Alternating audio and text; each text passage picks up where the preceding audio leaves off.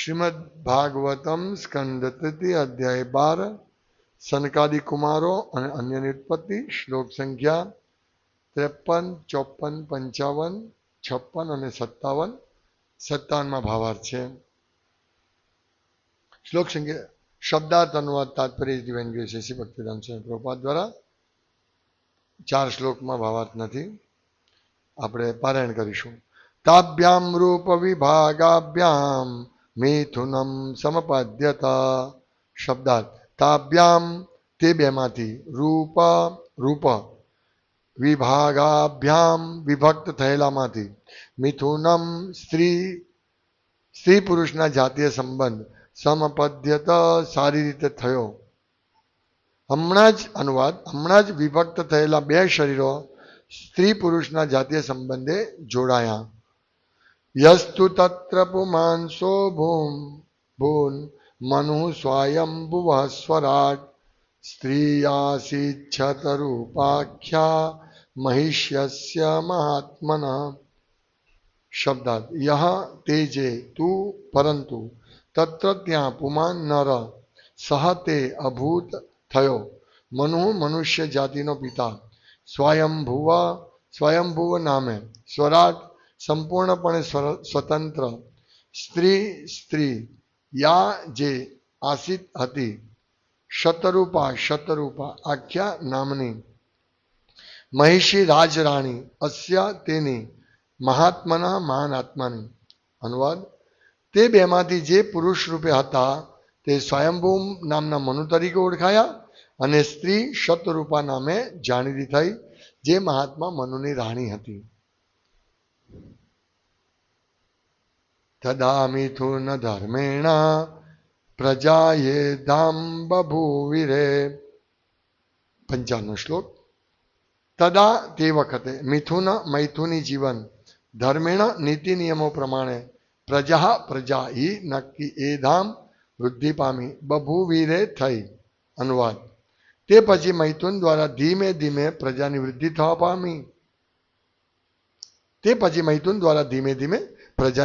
થવા પામી। શ્લોક સંખ્યા 56। સચાપી શતરૂપાયામ પંચાપત્યાન્યજીજનત પ્રિયવ્રતોત્તાન પાદૌ તિસ્રઃ કન્યાશ્ચ ભારત આકુતિર્દેવહૂતિશ્ચ પ્રસૂતિરીતિ સત્તમા। शब्दार्थ सह ते मनु च पण अपि समयना वहणमां शतरूपायाम शतरूपाथी पंच 5 अपत्यानी बाळको अजीजनत पैदा कर्या। प्रियव्रत उत्तान पादौ प्रियवत व्रत तथा उत्तान पाद तिस्रः 3 कन्या पुत्रियों च पण भारत हे भरतना पुत्र आकुति देवहूति च अने प्रसूति इति एम सत्तम ए सर्वश्रेष्ठ। अनुवाद हे भरतना पुत्र योग्य समये ते मनुए शतरूपादि 5 बाळको पैदा कर्या। प्रियव्रत ने उत्तानपाद ए 2 पुत्रों तथा आकुति देवहूति अने प्रसूति ए 3 कन्याओ। श्लोक संख्या 57 जेमा भावार्थ छे आपणे पारायण कर्यो। ए श्लोक आकुतिम रुचये प्रादात कर्दमायतु मध्यमाम दक्षायादात प्रसूतिम च यत आपूरितम जगत। शब्दार्थ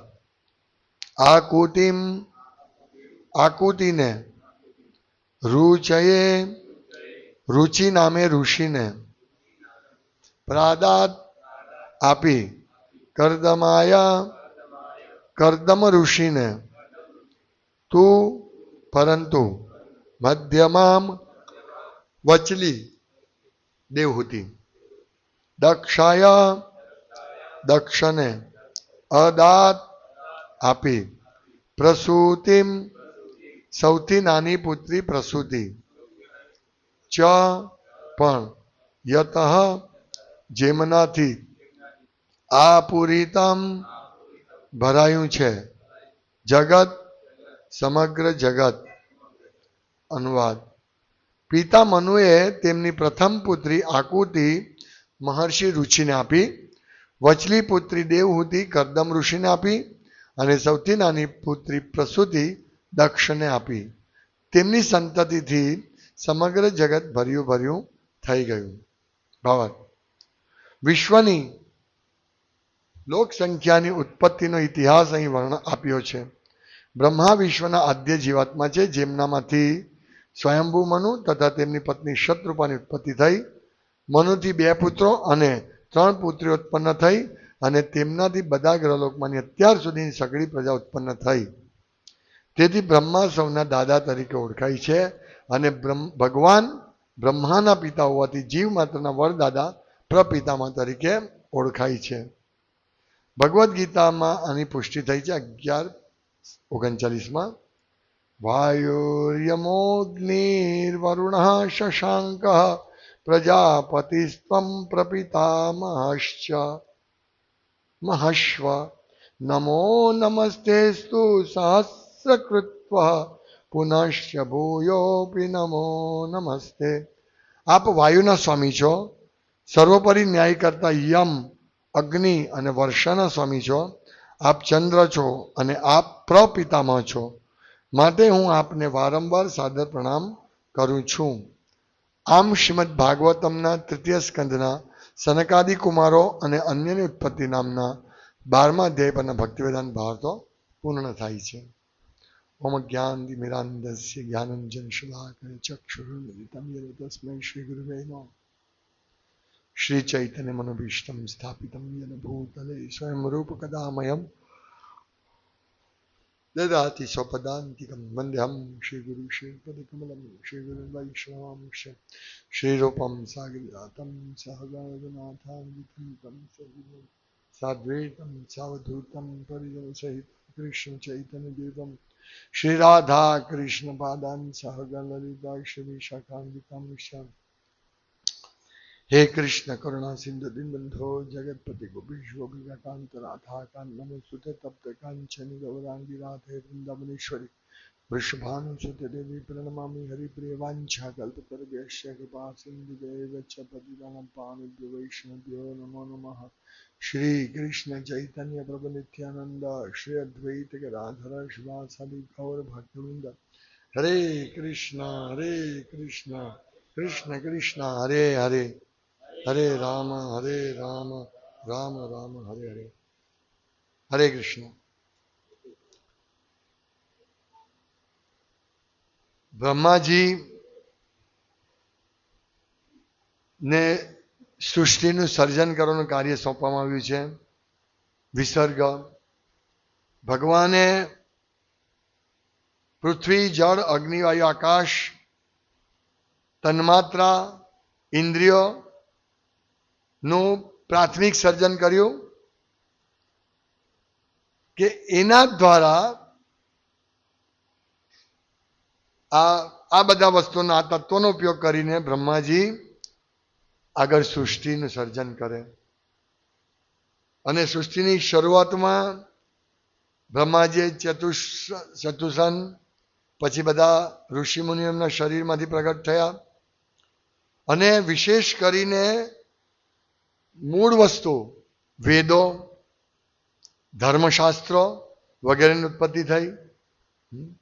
આપણે જોયું વિનાશની પણ ઉત્પત્તિ કરી દીધી રુદ્ર રૂપે. એટલે બધી વસ્તુ બ્રહ્માજી કૃપાથી, બ્રહ્માજીની સેવાથી આ બધી વસ્તુ ભૌતિક જગતમાં આવી કે જેથી ભૌતિક જગતના બધા જીવોને એક મોકો મળે ભગવત ધામ જવાનો. છતાં પણ સૃષ્ટિ વધતી નહોતી. એટલે એમને જે કામ સોંપવામાં આવ્યું હતું બ્રહ્માજીને, તે કામ આગળ વધતું નહોતું. જેમ કાલે કયા આનંદ દામોદર પ્રભુએ કહ્યું કે આપણે પ્રચાર માટે પ્રોગ્રામ કરીએ છીએ, પણ જો સવારે વરસાદ આવે તો આપણે વિચારીએ હો હવે સાંજે પ્રોગ્રામ કેવી રીતે કરીશું, હા ને, ચિંતા થાય. તો એ જ રીતે અહીંયા બ્રહ્માજીને ચિંતા થાય છે. અને ત્યારે હા શ્લોક સંખ્યા 51 કહી છે બ્રહ્માજીએ મનમાં વિચાર કર્યો, અરે હું બધે પ્રસરેલો હોવા છતાં વિશ્વમાં સર્વત્ર હજુ પર્યાપ્ત પ્રજાવૃદ્ધિ થઈ નથી. આ દુર્ભાગ્યનું કારણ દૈવ સિવાય અન્ય કાંઈ નથી. મીન્સ એમણે સ્વીકારી લીધું કે હું આટલો પ્રયાસ કરું છું છતાં પણ જોઈએ એ પ્રમાણે વૃદ્ધિ નથી થતી. ભગવાનની ઈચ્છા સ્વીકારી લીધું. ત્યાર પછી વિચારમગ્ન હતા અને શતરૂપા, સ્વયંભૂ મનુ અને શતરૂપા બે, એક પુરુષ અને એક સ્ત્રી સ્વયંભૂ ઉત્પન્ન થયા. બ્રહ્માજી ના શરીરનું એક્સપાન્શન કહી શકાય, કારણ કે હજુ પણ એ બ્રહ્માના શરીર તરીકે સુપ્રસિદ્ધ છે. તો એ બંનેમાંથી જે પુરુષ હતો તે સ્વયંભૂ મનુ તરીકે ઓળખાય ને સ્ત્રી શતરૂપા તરીકે ઓળખાય. અને આ બંને પ્રજાવૃદ્ધિ માટે બ્રહ્માજીને આદેશથી, આનું વિસ્તારમાં આગળ આવશે કે સ્વયંભૂ મનુ બ્રહ્માજીને કહે છે કે આપ બોલો, આપની શું ઈચ્છા છે, હું એ પ્રમાણે કાર્ય કરવા તૈયાર છું. અને બ્રહ્માજી પ્રસન્ન થાય છે. પિતા અને પુત્રનો સંબંધ એ આગળ સમજાવાશે આગળના અધ્યાયમાં. અને બહુ પ્રસન્ન થઈ જાય છે બ્રહ્માજી કે પુત્ર જ્યારે કહે છે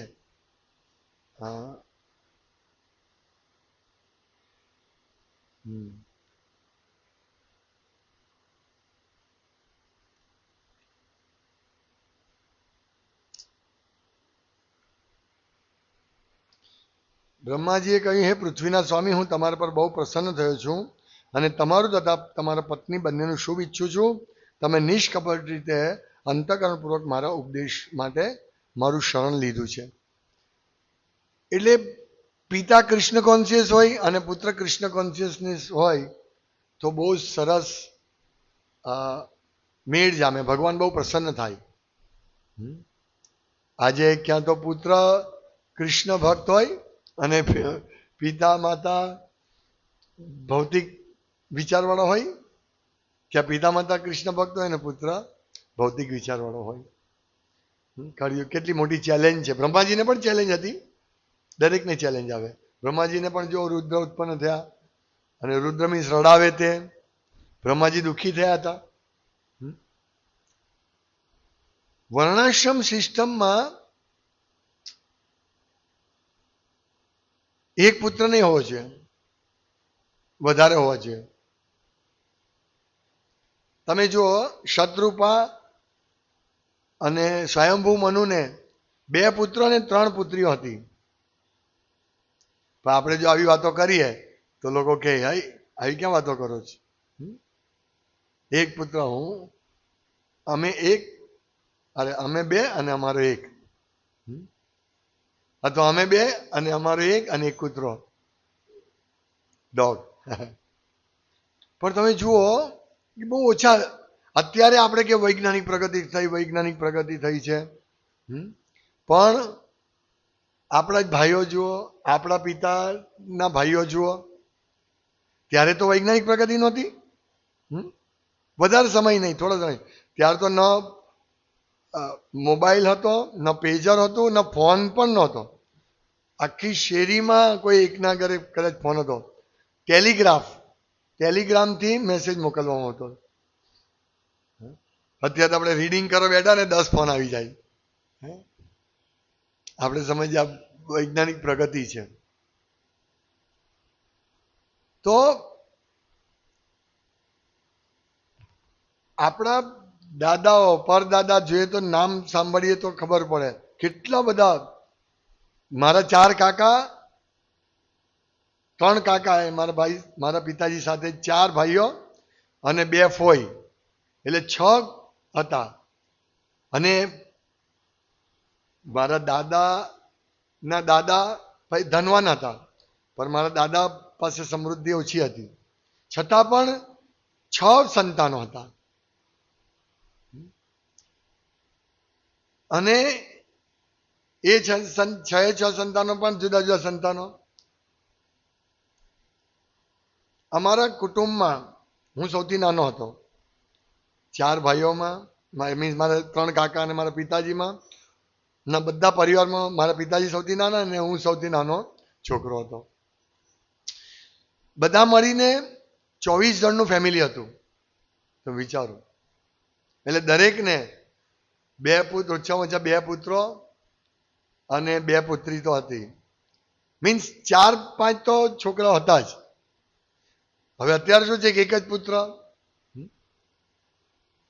અને એ પુત્ર જો ભક્ત બન્યો તો ઠીક, નહીતર આપણું જીવન નિષ્ફળ.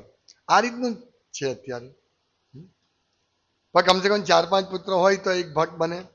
તો ભાઈ એને ભણાવશે કોણ, ગણાવશે કોણ? તો શું આપણા બાપ દાદા ભણતા ગણતા નહોતા? શું સુખી નહોતા? એટલે આખું અત્યારે કળિયુગના દુષ્પ્રભાવને કારણે આખું તંત્ર વિખેરાઈ ગયું છે. કઈ રીતે? પહેલા સ્ત્રીની સંખ્યા વધારે હતી પુરુષ કરતા. હવે સ્ત્રીનો જન્મ થાય એટલે મારી નાખવામાં આવતી હતી. મેં જોયું છે, મારા એક રિલેટિવ હતા, ગર્ભમાં, ત્યારે હું નવો કૃષ્ણ કોન્શિયસ હતો, ગર્ભમાં 8 મહિનાની હતું સંતાન, પણ ખબર પડી કે આ તો પુત્રી છે. 8 મહિના ગર્ભ હત્યા કરાવી દીધી. વિચારો, પુત્રી હતી ને. કેટલો ભયંકર સમાજ છે જુઓ તમે. અહીંયા પણ ઉત્તાનપાદ સ્વયંભૂ મુનિને 2 પુત્રો હતા અને 3 પુત્રી હતી. માં જ પોતાની પુત્રી થઈને એનું વિનાશ કરી નાખે. તમે વિચારો, આ ભયંકર સ્થિતિ છે. અને એક જ પુત્ર, અને દુષ્ટ નીકળે તો કઈ વાંધો નહીં, ચાલશે. આખા સમાજનો મીન્સ આપણા આખી પરંપરાનો નાશ થઈ જશે, એ ચાલશે. તો આ રીતે થઈ રહ્યું છે. પણ તમે જો બ્રહ્માજી ચિંતિત હતા, એમણે કહ્યું નહીં, સૃષ્ટિનો વધારો કરી કે જેથી જીવો આવે, આપણે એને કૃષ્ણ ભક્ત બનાવીએ અને ભગવત ધામ જાય. આ ઉદ્દેશ હતો. પણ અત્યારનો ઉદ્દેશ એ નથી. અત્યારનો ઉદ્દેશ શું છે કે મારો પુત્ર ખૂબ કમાય, ગમે એનું ગમે તે થાય, એ ખૂબ કમાય અને અમે બુઢાપામાં શાંતિથી જીવીએ, ખાઈએ પીએ, મોજ કરીએ, ઇન્દ્રિય તૃપ્તિ કરીએ ને પુત્ર અમારી ઇન્દ્રિય તૃપ્તિ કરે. આ જ ઉદ્દેશ. કોઈ પિતા એવું ઈચ્છે છે કે મારો પુત્ર ભક્ત બને? કોઈ નથી, ભક્તો સિવાય. ભક્તો મા બાપ હોય તો ઈચ્છે છે. જેમ અહીંયા શતરૂપા અને સ્વયંભૂમનું કેટલા સારા પુત્ર, અને પ્રાર્થના કરે છે કે તમે આદેશ આપો, શું કરીએ, અમારો જીવનનો ઉદ્દેશ શું છે, તમે આદેશ આપો, બહુ સુંદર આગળ આવશે. અને બ્રહ્માજી પ્રસન્ન થાય છે. એટલે બહુ વિકટ પરિસ્થિતિ છે આપણા માટે. પણ કમસે કમ આપણે આ વસ્તુ સમજવું જોઈએ. આ ઇતિહાસ સમજવું જોઈએ, એમાંથી શિક્ષા મેળવવી છે, આપણા જીવનનો ધ્યેય, અને આપણે શું કરવું જોઈએ એને પૂરો કરવા માટે એ બધી વસ્તુ આપણે સમજવી જોઈએ. પણ અત્યારે સ્થિતિ જેવી છે, કેવી રીતે આપણે સમજીએ? હવે તો આનાથી ભયંકર સ્થિતિ આવે છે. અમે જીવતા ત્યારે અમે 2 અને અમારા 2 હતા. હવે અમે 1 અને અમે 2 અને અમારે 1. હવે તો કાંઈ જ નહીં. અત્યારની સ્ત્રી એવું વિચારે છે કે આ ઝંઝટ ક્યાં પાડીએ. છોકરાઓનું મળમૂત્ર સાફ કરવાનું, એની કોણ? મેં આ કાલે સાંભળ્યું, હું તો એકદમ આશ્ચર્યચકિત થઈ ગયો. અત્યારે સ્ત્રીઓનો વિચાર એવા છે. સ્ત્રીઓ શું કરે? ભણી ગણીને જોબ કરવા જાય અને પછી વિચારે કે મારા પૈસા તો મને આવી રહી છે, પૈસાથી હું મારું જીવન ચલાવીશ. અને મા બાપને પણ ચિંતા નહીં, મારી દીકરી કમાઈ છે, કમાવા દો એને. અને આ રીતે કોઈ ભવિષ્યની ચિંતા નહીં કે ભાઈ જીવાત્માનું કલ્યાણ કરવાનું છે, કોઈ ચિંતા નહીં. અને છોકરી પણ વિચારે છે કે મારે શું મેરેજ કરીને શું કરવું છે, એના કરતાં પૈસા કમાવું છું, ખાઈ પીને જોઈએ શું આપણને, ખાઈ પી. આ રીતે વ્યભિચાર ફેલાય. એટલે એટલી ખરાબ અત્યારની સ્થિતિ આવી ગઈ છે. કળિયુગની શરૂઆતમાં 5000 વર્ષ ગયા છે, હજુ તો શું હાલત થવાની. પણ આવી પરિસ્થિતિ છે, આપણાથી કાંઈ નહીં કહી શકાય. જો પુત્રીને કહે તો પુત્રી માને નહીં, પુત્રને કહે તો પુત્ર નહીં માને, અને વધારે કહે છે તો આત્મહત્યા, નોટ લખીને આત્મહત્યા કરે. પણ જો પુત્ર ભક્ત બનશે તે કદી આત્મહત્યા નહીં કરશે. એ આવા થશે સ્વયંભૂ મનુ જેવા. આદેશ આપો, હું તમારા આદેશને પાલન કરીશ. કેટલું સરળ વસ્તુ છે. પિતાએ પુત્રને આદેશને પાલન કરવાનું છે, અને પુત્રએ પિતાના આદેશનું પાલન કરવાનું છે, એના ઉપદેશને ગ્રહણ કરવાના છે, અને પિતાએ પુત્રને કૃષ્ણ ભક્તિનો સંદેશ આપવાનો છે. બેટા કૃષ્ણ ભક્તિ કર, તારું જીવનનું કલ્યાણ થશે. આ સરળ ઉપદેશ. હવે જોજો દક્ષ મહારાજને કેટલા બધા પુત્રો હતા. દક્ષ મીન્સ એક્સપર્ટ, આગળ આવશે. હજારો લાખો પુત્રો. અહીંયા કહે છે ને કે તેમની સંતતિથી સમગ્ર જગત ભર્યું ભર્યું થઈ ગયું. આ પુરીતમ જગત. દક્ષયા દાત પ્રસૂતિમ. દક્ષને પ્રસૂતિ નામની પુત્રી આપી સ્વયંભૂ મનુએ, અને એનાથી આ જે 3 કપલ છે, મીન્સ 2 પુત્ર અને 3 પુત્રી, ઉત્તાનપાદ અને પ્રિયવ્રત એ પુત્ર, અને આકૃતિ, સુકૃતિ અને પ્રકૃતિ, આ 3 માંથી આખા બ્રહ્માંડ ભરાઈ જાય છે. એટલા પુત્રોનો વિસ્તાર થાય છે. દક્ષ આપણે આગળ આવશે. પ્રચેતાઓ 11,000 પુત્ર ઉત્પન્ન દક્ષ. તમે વિચારો. અને આજે એટલે આપણે સમજી શકીએ છીએ પિતા અને પુત્રનો. પુત્ર ભક્ત હોય તો પુત્રએ સમજવાનું છે મારા જન્મનો ઉદ્દેશ શું છે અને મારે આગળ શું કરવાનું છે. જો પુત્ર બ્રહ્મચારી બને તો ઠીક છે, નહીં બને તો કંઈ વાંધો નહીં. એણે સારી કન્યા, અત્યારે સુંદર કન્યા બધાને જોઈએ છે. સારી કન્યા નથી જોતી, શું કન્યા નથી જોતી, દેખાવમાં સારી હોવી જોઈએ બસ. એના ગુણ રૂપ હોવું જોઈએ, એના ગુણ શું છે કાંઈ નહીં, ચાલશે. અને જોબ કરતી આવે સ્ત્રી, બનાવતા કશું આવડે નહીં, આ આપણી ટ્રેનિંગ. એકચ્યુઅલી સ્ત્રીની ટ્રેનિંગ એની મા આપે. એને સ્કૂલે મોકલવામાં નથી આવતી. સ્કૂલે ગુરુકુલ શા માટે જતા હતા? ગુરુકુલમાં શિક્ષણ માટે. કઈ શિક્ષણ? કે મનુષ્ય જીવનનો ઉદ્દેશ શું છે, સુખી કેવી રીતે થવાય, ભગવાન શું છે, આ શિક્ષા માટે મોકલવામાં આવતા હતા સ્કૂલમાં. શિક્ષાનું ગુરુકુલ વિનાશ થઈ ગયો, ગુરુકુલ સિસ્ટમ નાશ થઈ ગઈ, એટલે લોકોને મન ફાવે તેમ ઘુસાડ્યું. E=mc². આ શીખવા છોકરીઓ જાય. હું એન્જિનિયરિંગ કોલેજમાં ભણતો હતો ત્યારે તે સમય પહેલા બહુ છોકરીઓ, અમારા આખી કોલેજમાં 5-10 છોકરીઓ એન્જિનિયરિંગ કરવા આવતી હતી. ત્યાર પછી ગવર્મેન્ટે કોટા વધારી દીધો. એક ફેકલ્ટીમાં 25 થી 30 છોકરીઓ. હવે એન્જિનિયરિંગ કરીને શું કરશે છોકરીઓ? છોકરીઓ પાકશાસ્ત્રમાં. માતા પાસે શિક્ષા શું લે? 3 Cની શિક્ષા લે.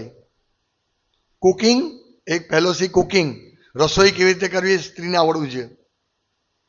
ક્લિનિંગ, ઘર કેવી રીતે સાફ કરવું તે સ્ત્રીને આવડવું છે. અને ચેસ્ટિટી મીન્સ પવિત્ર કેવી રીતે રહેવું. વિચાર તમે, કેટલી સરસ શિક્ષા મળતી હતી સ્ત્રીઓને. અને એ શિક્ષા દ્વારા એ સ્ત્રી પતિને વશમાં કરી શકે. પતિ વશમાં એટલે જાદુ ટોણાથી નહીં કે મારો પતિ મારો બની જાય, એમ નહીં. પ્રેમથી, પતિ પ્રેમ. ઓ મારી આટલી સુકન્યા, આને કે સુકન્યા. પવિત્ર રિલેશન છે લગ્ન, કે પતિ અને પત્ની. પત્ની સુકન્યા પતિને ભગવાન સમાન સમજે, પતિદેવ, અને એની સેવા કરે. અને એની સેવાથી પ્રસન્ન થઈને પતિના આશીર્વાદથી પત્ની પતિ જ્યાં જાય ત્યાં, જો પતિ વૈકુંઠ જાય તો પત્નીને વૈકુંઠ જવા મળે. કેટલું સરસ આ પવિત્ર સંબંધ છે પતિ પત્નીના, કે બંને એકબીજા સાથે સારી રીતે રહે, પ્રજોત્પત્તિ કરે સારી, અને ત્યાર પછી એની પણ એ બધા પુત્રો પણ ભગવત ધામ જવા માટે તૈયાર થાય. આ અંધકારમય ભૌતિક જીવન, ભવસાગર, દાવાગ્નિમાંથી છૂટીને બધા ભગવત ધામ જાય. આ ઉદ્દેશ છે, પણ બધું જ ભૂલાઈ ગયું છે. કોણ પિતા, કોણ પિતામહ, કોણ પ્રપિતા. અહીંયા પ્રભુપાદ સમજાય છે કે બ્રહ્માજી આ બધા જ જીવોના પિતામહ છે, દાદા. અને બ્રહ્માજી સ્વયંભૂ બ્રહ્માજી હતા, પણ ક્યાંથી ઉત્પન્ન થયા? ભગવાન કૃષ્ણમાંથી. એટલે કૃષ્ણ પ્રપિતામહ છે, પિતાના પણ પિતાના પણ પિતા, દાદાના પણ પિતા. તો આ રીતે આપણે સમજવું છે. અને આ સમજણ પુત્રમાં, પિતામાં, દાદામાં અને આપણી પેઢીઓમાં આવવી જોઈએ. શું સમજણ છે કે ભગવાન પ્રપિતામાં છે. એટલે પ્રભુપાદ ભગવદ્ ગીતામાં જે સૃષ્ટિ કરી ને, કે એક શ્લોક છે ને, કે આપ વાયુના સ્વામી છો, સર્વોપરી ન્યાય કરતા યમ, અગ્નિ અને વર્ષાના સ્વામી છો, આપ ચંદ્ર છો અને આપ પ્રપિતામાં છો, માટે હું આપને વારંવાર સાદર પ્રણામ કરું છું. તો આ રીતે આ અધ્યાય પૂર્ણ થાય છે. તો આપણે શું શિક્ષા લેવાની છે?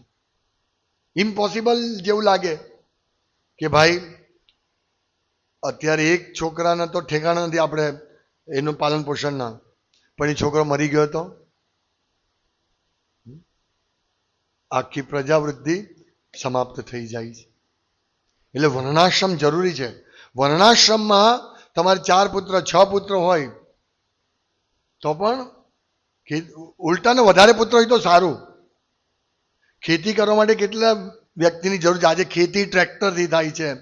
બળદને કતલખાને મોકલી આપો, અને જે પુત્રો પરિવાર અથવા તો શુદ્ર જે લોકો ખેતીમાં મદદ કરે, એ ખેતર માટે કેટલા લોકોની જરૂર પડે, પણ અત્યારે છે જ નહીં. એટલે ખેતરમાં ખેતી લાવવી પડે, વાવવા માટે મશીન, લણવા માટે મશીન, મશીન લઈ લીધું જગ્યા, ગાડી ચલાવવા માટે મશીન, ઓટોમેટિક ગાડી, કોઈ ડ્રાઈવરની જરૂર નથી. એટલે આખો સમાજ ઊંધો ચાલી રહ્યો છે. વિચાર રોબોટ આવ્યો અને બધું કામ થઈ ગયું. કમ્પ્લીટ ઊંધો સમાજ. પહેલા પત્ર વ્યવહાર થતો હતો, આજે મેસેજ છોડી દીધો. પત્ર વ્યવહારને એના સ્થાને પહોંચાડવા માટે કેટલા લોકોની જરૂર પડતી હતી? તે સંદેશ વાહક, અત્યારે પોસ્ટ સિસ્ટમ, પર પહેલા સંદેશ વાહક હતા. એનો ફોન કરી દીધો કે ભાઈ આવો, અહીંયા હવે પરીક્ષિત મહારાજ દેહ ત્યાગ કરી રહ્યા છે, તમે બધા જલ્દી જલ્દી આવી જાઓ. અત્યારે આપણે ફોન કરીએ, પણ ત્યારે મેસેજ પહોંચેલો ને. એટલે જેટલી વધારે લોકો પુત્ર હશે ને તે કામના છે. પણ અત્યારે આ બધું મશીનરીએ બધું સાફ કરી નાખ્યું છે. એટલે આપણે બહુ એવા લોહ યુગમાં, કલહ અને લોહના યુગમાં છીએ. બધું આર્ટિફિશિયલ ઉત્પન્ન થઈ રહ્યું છે. એટલે આને કારણે મેન મેડ માણસો ઉત્પન્ન કર્યું છે. એટલે બધી જગ્યા અંધાધૂંધી છે. લોકો પાસે પ્રોપર વ્યવસાય નથી, લોકો પાસે પ્રોપર નોકરી નથી. પેલો 4-5 છોકરાનો બાપ બને ત્યારે તો માંડ મેરેજ કરે છે. 30 વર્ષે 30 વર્ષે વાનપ્રસ્થની તૈયારી કરવાની, 30 થી 40 50 વર્ષમાં. તો અહીંયા તો પુત્ર ઉત્પન્ન થાય. ચાલો 40 વર્ષ સુધી, પણ પેલો 40 વર્ષે પહેલો છોકરો આવે, અને છોકરી કહે નહીં મારે પરણવું ને 30 વર્ષે. અને 30 વર્ષે એટલે મોટી ઉંમરમાં છોકરા મેરેજ થાય તો એમાં બહુ પ્રોબ્લેમ થાય. અને સ્ત્રીને પણ કેન્સર, પુરુષને પણ કેન્સર, પ્રજોત્પત્તિની ક્ષમતા ઘટી જાય, બહુ બધા સમસ્યા આવે. પણ નહીં, આપણે ભાગવતમ આપણે શાસ્ત્રની સાઈડ પર મૂકો, આપણને ફાવે તે કરો. કેવું સરળ લાગે. એક છોકરો છે મારો, શાંતિથી એનું પાલન પોષણ કરીશ. અરે એકથી વધારે હોય ને તો એનાથી વધારે શાંતિથી પાલન પોષણ થાય. પણ આ કોઈ સમજશે નહીં. ખબર નહીં આ કેટલા લોકો સમજે આ લેક્ચર. હરે કૃષ્ણ. શ્રીમદ ભાગવતમ કી જાય. શીલ પ્રભુપાદ કી જાય. વાંચા